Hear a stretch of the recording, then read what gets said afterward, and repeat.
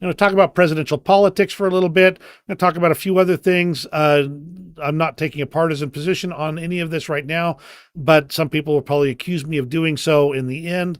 That said, I just want to provide some information that I've bumped into over the last couple of days that I thought was very much important for people, especially in the United States, though certainly others might see many of the same things. I'm going to be talking briefly about the Israel conflict that was started by Hamas, very briefly, because there's some real changes going on there. I'm going to talk about Donald Trump. I'm going to talk about RFK Jr. So let's go ahead and jump into that right now. I am working on a video on RFK Jr. I've already done videos on Donald Trump and various other presidential candidates in the past. I'm going to need to do one on Joe Biden at sometime in the near future as well. But right now we got things to talk about. So let's go ahead and jump into some of the other news. E. Rosalie says, no one is talking about all the platforms banned in China. The U.S. could say, you want your platform, like TikTok, here, then your citizens should have access to ones based in the United States as well.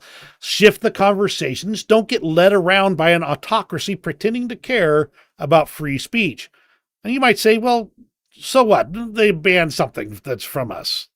Well, here's some of them, just a short list. The BBC, Instagram, Gmail, Spotify, Wikipedia, WhatsApp, YouTube, Snapchat, Quora, and Slack.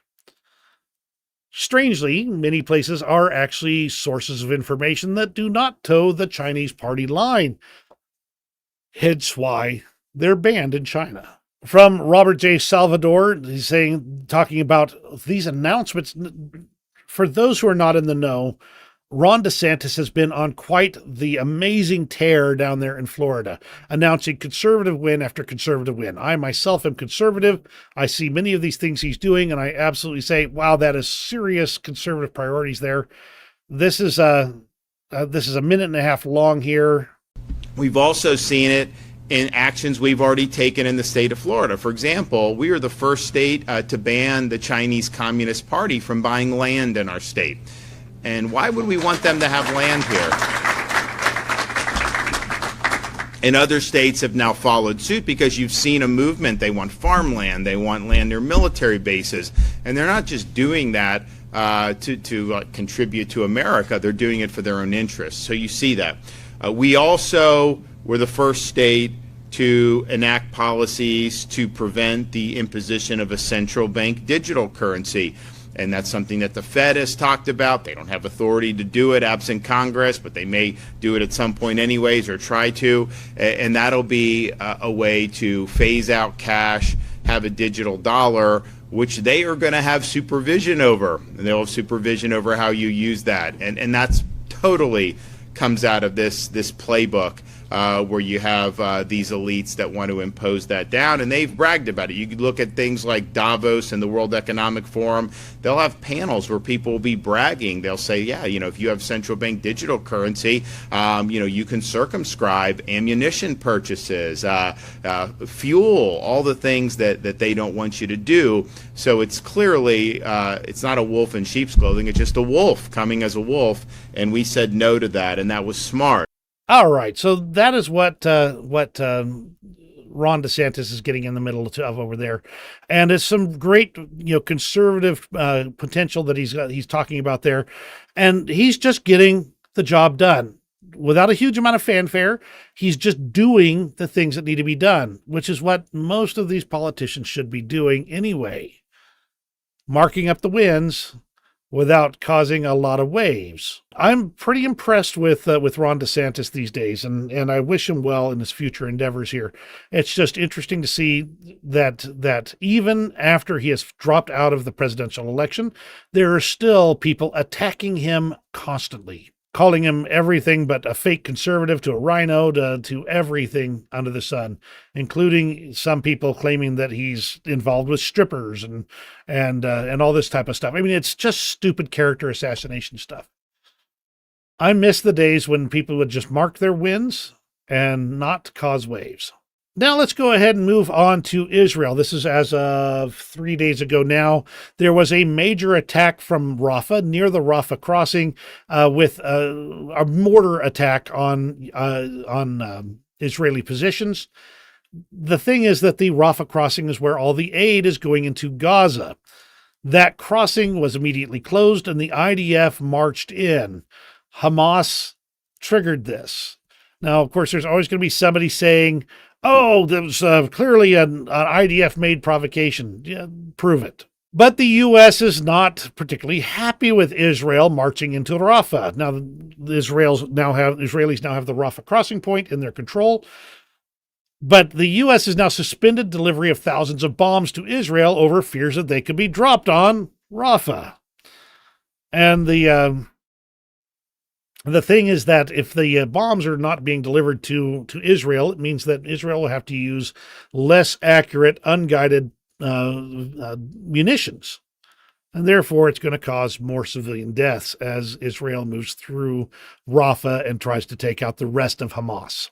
Biden says the U.S. will halt arms shipments to Israel if it pursues a Rafah invasion. Civilians have been killed in Gaza as a consequence of those bombs and other ways in which they go after population centers.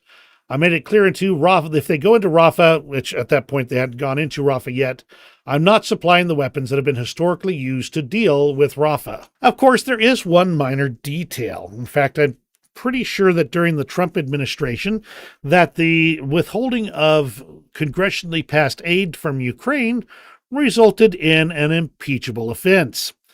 As John David Soriano states, I've been reliably informed that withholding congressionally approved aid for an ally for political reasons is an impeachable offense. It seems like you've been had, Speaker Mike Johnson. Time to rectify the situation by introducing articles of impeachment. Let no one say that there isn't plenty of hypocrisy to go around in our U.S. halls of Congress and our executive offices. Now, there has been a call for basically have a motion to vacate for Speaker Johnson that was finally called today. Marjorie Taylor Greene brought it to the floor, and the motion to table it passed. And for those that don't understand this, because it took me a bit to wrap my head around it, a motion to table this resolution, this motion, means that it is moved from active consideration on the floor and is basically discarded. Anything that has been tabled is basically dead in the water. So Marjorie Taylor Greene moved to vacate. The motion came to, they made a motion to table it instead. And take a look at these numbers and see if I've got a better picture of this. Nope, I think they're both the same. On the motion to table, which is to get rid of this motion to vacate, Republicans 196 said yay, 11 said nay. Democrats 163 said yay, 32 said nay, 7 were just voting present, for a total of 359 yays and 43 nays. Now, look at some of these things for a moment here. This was strongly bipartisan. This was not even close. Marjorie Taylor Greene, Matt Gaetz, the whole crew had been yelling, Thomas Massie had been yelling about this motion to vacate, how they were going to absolutely kick the speaker out, that there would be a majority of Republicans that would absolutely support it. It appears that their aggressive posturing has finally backfired because 359 in a bipartisan manner with more Republicans by far all tabled the motion and are keeping Speaker Mike Johnson. That does not mean, I might add, that Speaker Mike Johnson is doing everything right or making me happy.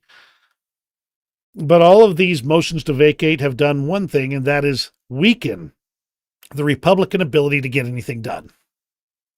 And thus they have burned their political capital in these ridiculous motions to vacate, in the ridiculous speaker fights that required 15 rounds of voting, the ridiculous promises and giving in to a radical tiny wing that has resulted in the absolute crushing of the Republican majority. So keep that in mind, Marjorie Taylor Greene. As Tyndar states, Marjorie Taylor Greene's attempt to oust Speaker Mike Johnson ended in a resounding defeat for Marjorie Taylor Greene.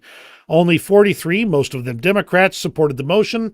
The overwhelming majority from both sides of the aisle seemed to be tired of that oxygen stealing drama. And it's an unusual situation to see when things no longer go on partisan lines to such a tremendous extent. We could be witnessing the very first signs of the weakening of the MAGA wing of the Republican Party. Possibly. It is still a very loud part of the Republican Party. The question is it a majority of the Republican Party at this point in time? I don't know. I'm not convinced. So let's talk about Robert F. Kennedy Jr. Now, this is his come from behind independent presidential bid has been getting a lot of buoying influence just lately. Now, I have been researching RFK Jr. I'm working on a video on him. I actually sent a series of questions to his campaign, hoping that they would take the time to respond to them. And I'm hoping, fingers crossed, that they'll provide a spokesperson that I can interview over like a Zoom call or something like that, and then get some answers as to what RFK Jr. brings to the table for conservatives. Odds of getting a response for somebody of my size channel, not good, but it never hurts to ask. So he's already on the ballot in 10 states. He managed to pick up, I believe, 4 more in just a recent couple of days, making it 14 states. He's managed to work with a couple of parties, for instance, the American Independent Party, or Independent American Party, American Independent Party, whatever it is. It's the party over in California. I think it's American Independent Party. He's apparently worked with them to get ballot access in California. He's worked with another party to do so. He's now talking with the Reform and Alliance parties to potentially use them for ballot access, not necessarily as their nominee, but at least to a certain extent that there'd be a coordination that would allow him to use their party's access to ballots in some states to be able to get on the ballot in more states. And if things continue as they are going, then we could see RFK Jr. effectively running a campaign in all 50 states and carrying quite a percentage. Polls have been showing up to 20% support for him in any three-way matchup, and the support that he polls is right now mostly from Donald Trump. Now, one of the attack lines that's been coming out was a video that talked about about 6-8 months ago, where he was asked almost out of the blue about puberty blockers and transgenderism. He, at the time, kind of gave an answer of along the lines of, well, I haven't really researched it. My first thought is to not get the government involved in the parent the parent and child relationship, and therefore whatever would work that way. He has done more research, and he's released this statement. The more I learn, the more troubled I have become about giving puberty blockers to youth. Minors cannot drive, vote, join the army, get a tattoo, smoke, or drink because we know that children do not fully understand the consequences of decisions with lifelong ramifications. The prefrontal cortex, responsible for skills like planning, prioritizing, and making good decisions, doesn't fully mature until the early to mid-20s. I don't think children can genuinely consent to repurposed castration drugs or puberty blockers and surgical mutilation, which have permanent, irreversible effects. People with gender dysphoria or who want to change their gender deserve compassion and respect, but these terribly consequential procedures should be deferred till adulthood. We must protect our children. A Newsweek poll states that 54% of Americans believe RFK Jr. should be allowed on the ballot in all 50 states, with only 13% disagreeing. Interesting, he's building a real bit of momentum here. Of course, that's going to get your detractors. There was a story that recently got surfaced in Bad Cuts talking about him having a dead worm in his brain. And so, of course, Representative Mike Collins from Georgia 10 said, you either die a Kennedy with a hole in the brain or live long enough to become a Kennedy with a hole in the brain. This is the type of disgusting personal attacks that just absolutely gets under my skin. it would have taken literally zero effort to just not say this. And yet he said it anyway, showing a tremendous lack of judgment as to what is appropriate to say. After all, 2 Kennedys were assassinated. The holes in their brain. The fact that RFK Jr. has managed to survive, even with the supposed brainworm, is amazing.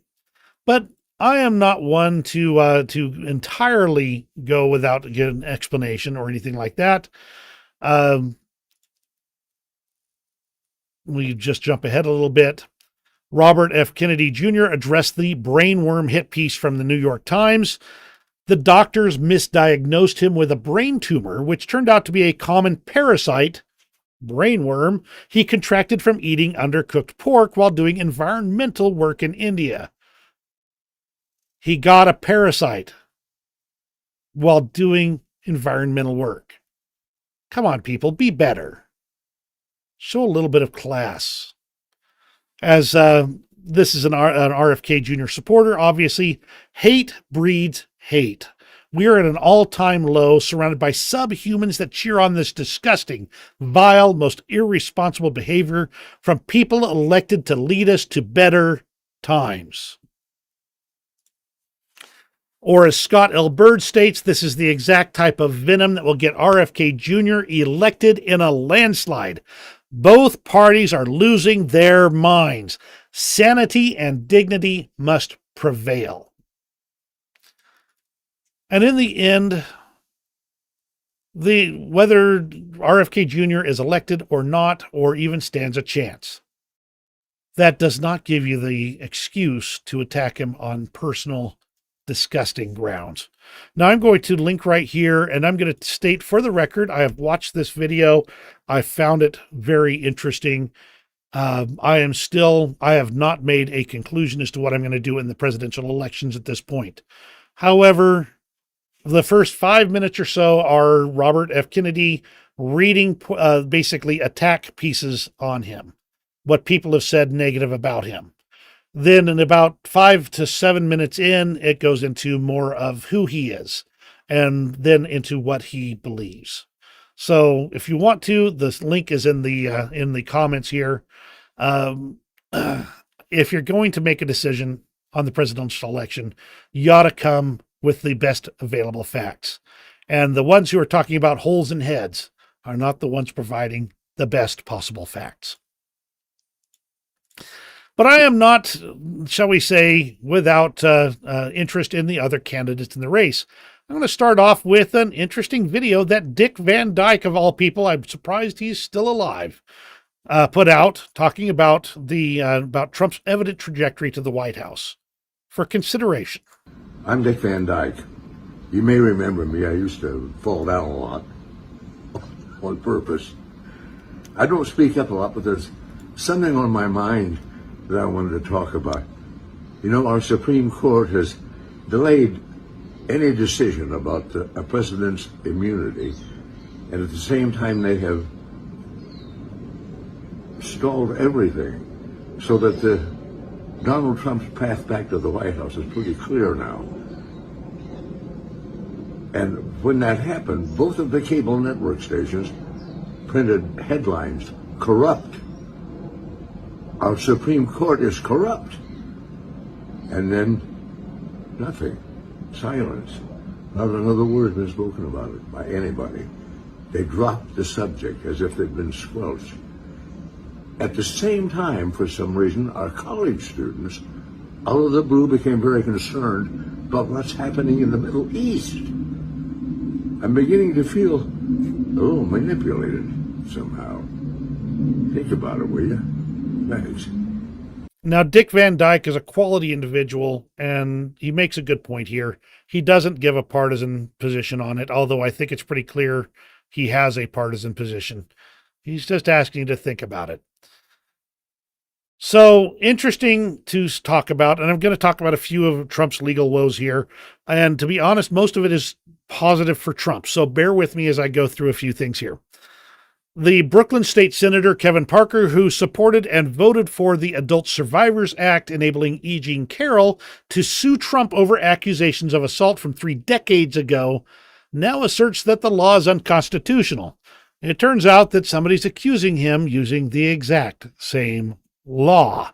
So it's funny how unconstitutional it gets when it's being used against you.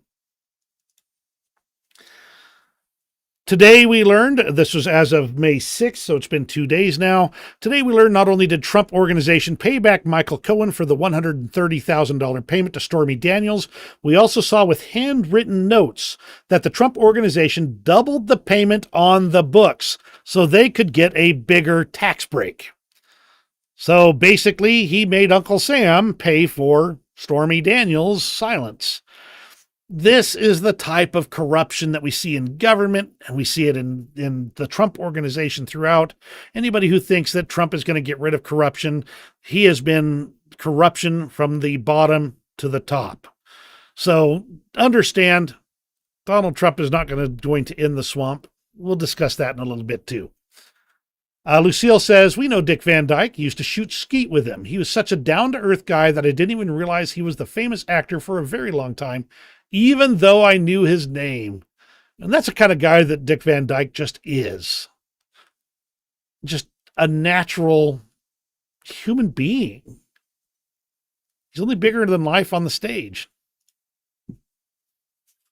So let's talk about some of Trump's other legal woes. And to be honest, these are all positive-ish for Donald Trump. Per Judge Cannon's authorization, Trump just filed unsealed version of motion to dismiss on selective or vindictive prosecution. This motion to dismiss mentions that Biden had secret documents, confidential documents. Pence had confidential documents. Obama had confidential documents. Biden had confidential documents. A whole lot of people had confidential documents, and yet the only one getting legal action against him is Donald Trump. I don't think that this motion to dismiss will pass, but it is an indictment of our justice system that all these other people are not. Now, there are going to be some people that said, well, the other people, when they found it, they turned it back in. And if you believe that, I might have a bridge over in Brooklyn to sell you, because these people had held onto those documents for a very long time. Most of them probably knew they had them. This was I just happened to find this stuff here. So watch that. I might give you Pence. He might have ended up with something on accident. But Biden, he had boxes of the stuff. He used them for his ghostwriter. Obama had a warehouse full of stuff. So there you go. Now, you see the usual suspects once again claim Judge Eileen Cannon is delaying the classified documents trial by putting on hold a key hearing that requires the defense to disclose what classified records they intend to use at trial. But she points out that that Smith had delayed in producing all the discovery until the end of March, and that there were still due process rights. There are overlaps to other cases. They're trying to railroad Donald Trump.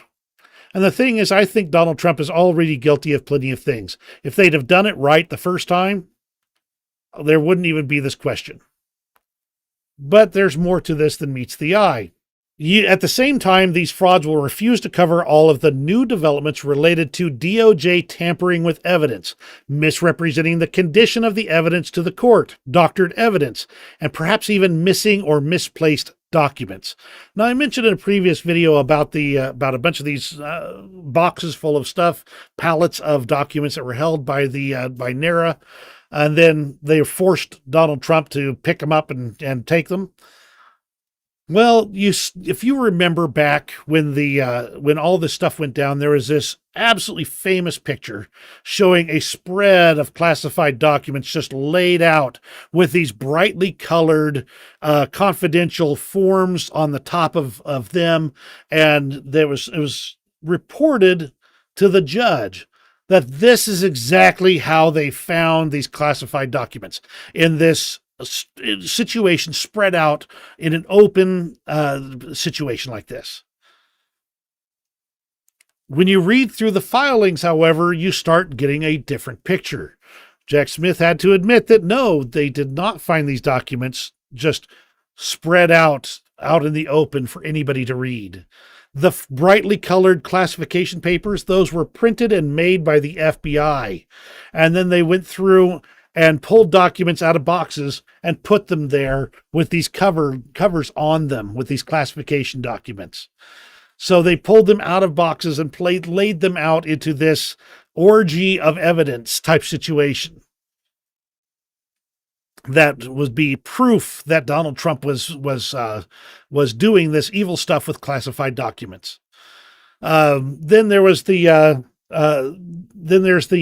reported that all of the documents have been kept in the exact same order they were found in, and yet the actual filings, when you go through them, indicate that no, they were not. They represented that to the judge as though these documents, this is exactly how these documents were found in the boxes, that we marked where they were in these boxes, and that this is exactly how they were laid out.